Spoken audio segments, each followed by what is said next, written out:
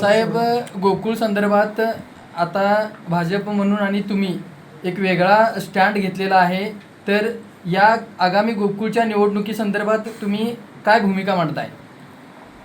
ह्या गोकुळ दूध डेअरी हा आमचा कोल्हापूर जिल्ह्यातला आणि महाराष्ट्रातला सगळ्यात मोठी संस्था, ही पवित्र संस्था टिकावी राहावी आणि ज्या शेतकऱ्यांनी कष्टातून घामातून उभे केलेले आहे त्यांना न्याय हक्क मिळावा. त्यांच्या संस्था त्या कुणाच्याही घराणेशाहींच्या ताब्यात न जाता ह्या शेतकरी कष्टातून उभे केलेली संस्था राहावी म्हणून आम्ही सगळे प्रयत्न आहेत. राज्याचे सक्षम आणि कर्तव्यदक्ष मुख्यमंत्री आदरणीय आमचे नेते, आमचं दैवत देवेंद्र फडणवीस साहेब याच्याकडे आम्हाला मनापासून त्यांचं सहकार्य असणार याच्यामध्ये, कारण त्यांना त्यांच्या लक्षात आणून दिलं आम्ही की हा कमीत कमी पूर्वी 3800 डेअऱ्या होत्या, आता 3700 नवीन डेअऱ्या झालेत. त्याच्यामध्ये 3700 नवीन डेअऱ्या करण्यामध्ये 3000 डेअरी फक्त महेश कदम या नावाचा DDR एका मंत्र्या महोदयांच्या सांगण्यावरती नेत्यावरती 3000 डेअऱ्या कशा मंजूर करू शकतो आणि त्याला एक गिफ्ट म्हणून परत त्यांना गोकुळला त्यांना शिफ्टिंग करून त्यांना गिफ्ट दिलेली आहे. त्याची चौकशी ED मार्फत व्हावी. ह्या अधिवेशनात मुद्दे मांडेल, नाहीतर मी अमर उपोषणला ह्या गोष्टीत मी बसणार आहे. ED मार्फत चौकशी यांची व्हावी. ह्या गोकुळमध्ये जो अधिकारी दोषी लागेल त्यांची सखोल चौकशी व्हावी, ED चौकशी व्हावी.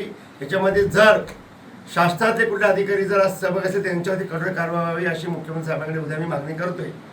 आणि त्याचबरोबर महेश कदम बरोबरच सुजय कदम हा प्रकाश पातारे मागावचे मुस्लिम साहेबांच्या गटाचे हरळी साखर कारखान्याचे चेअरमन त्यांच्या प्रकाश पाताळेंच्या भाच्याला खास गिफ्ट म्हणून 400 डेअऱ्यांचा कोकणमध्ये सांभाळणाऱ्या माणसाला आणि जर एवढ्या मोठ्या डेअरीचं त्याला हे करून टाकले, त्याचं वय वर्ष 30 आणि संस्था त्याच्या दिल्यानंतर त्याच्यावर जर उद्या कारवाईने आणि त्यानं जर तिथून हटवलं नसेल किंवा त्याने कारवाई नाही झाली तर त्याची पण ED मार्फत चौकशी होऊन त्याच्या चौकशीला सामोरं त्याला जायला लागेल आणि ही चौकशी लावायला लागेल. म्हणजे ह्या लक्षवेधी ह्या अधिवेशनाला मांडतोय, कारण आत्ता त्याची तातडीनं उद्या मुख्यमंत्री साहेबांची वेळ मिळाल्यास किंवा उद्या परवा या मुख्यमंत्री यांची कारवाई व्हावी ही आमची प्रामाणिकपणे इच्छा आहे. साहेब, या निवडणुकीमध्ये आता हा सगळा मुद्दा कोर्टात होता, तर त्या अनुषंगानेही एका साईडला कारवाई चालू आहे. तर यामध्ये सगळ्यात मोठं राजकारण जर होत असेल तर महायुती म्हणून तुम्ही काय भूमिका घेणार आहात? मी महायुती म्हणून जरी भूमिका असली तर माझा क्लिअर फर्स्ट म्हणणं आहे की याच्यामध्ये जो भ्रष्टाचाराचा कळस गाठलाय, ह्या 2300 डेअऱ्या 3700 डेअऱ्या ह्या एका अधिकारी 3000 डेअऱ्या मंजूर करणं, एका गटासाठी काम करणं, हे महायुती जर असलं तरी भ्रष्टाचाराला खपवून मुख्यमंत्री साहेब घेणार नाहीत हे तुम्हाला वारंवार सांगतो.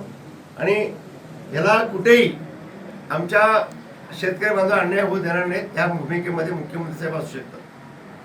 मग साहेब, चंदगड आजरा गडिंग्लज या भागासाठी म्हणून तुम्ही काय स्टँड घेता आता? दूध डेअरी ज्या शेतकऱ्यांना मान सन्माननी उभे केले आहेत, प्रत्येक नेत्यांनी कष्टात कामात केले आहेत, त्यांच्यावरती अन्याय होऊ द्यायचा नाही.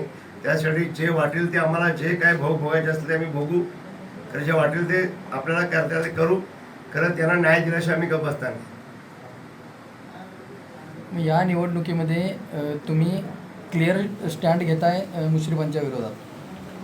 मला मुश्रीफ साहेबांच्या विरुद्ध असं म्हणता येणार नाही. मला ह्याच्यामध्ये ज्यांनी घोटाळे केलेत, ज्या 3800 डेअऱ्या होत्या आणि 3700 डेअऱ्या ज्यांनी वाढवलेत आणि ज्यांच्या एका 3000 डेअऱ्या कुठल्याच एका संस्थेचे केलेत, त्यांच्यावर जर कारवाई नाही झाली तर त्यांच्या विरुद्ध आम्ही स्टँड घेणार. मग या डेअऱ्या कुठल्या भागात असं स्पेसिफिक आहेत की पूर्ण करवीर राधानगरी, बाकी कुठेच काय होत नाही आमच्याकडे. आम्हाला करवीर, राधानगरी आणि कागल हे तीनही दिग्गज हे गावं आणि संस्था त्यांच्या ताब्यात कायमस्वरूपी जर गेल्या तर आम्ही आमच्या इतर भागातली लोक, चंदगड असेल, आजरा असेल, गडगंज असेल, इकडं उत्तूर असेल, बाकीचे भाग आम्ही कायमस्वरूपी आम्ही संपून जाऊ.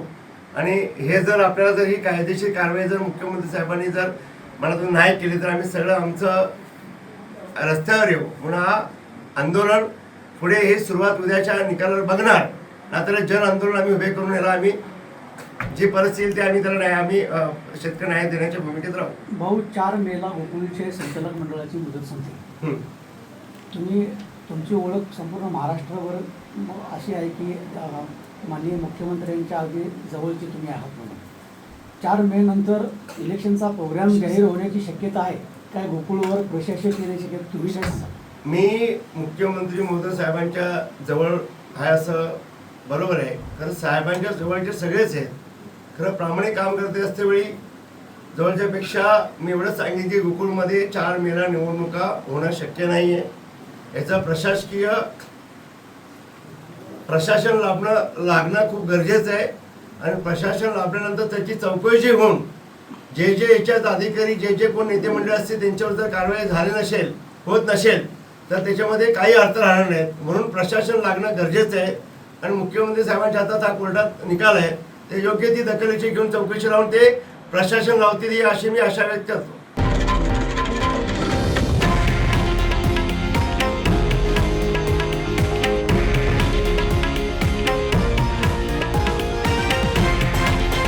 हे आहे देशातील नंबर 1 न्यूज नेटवर्क आणि आपण पाहत आहात TV9 मराठी, एकमेव.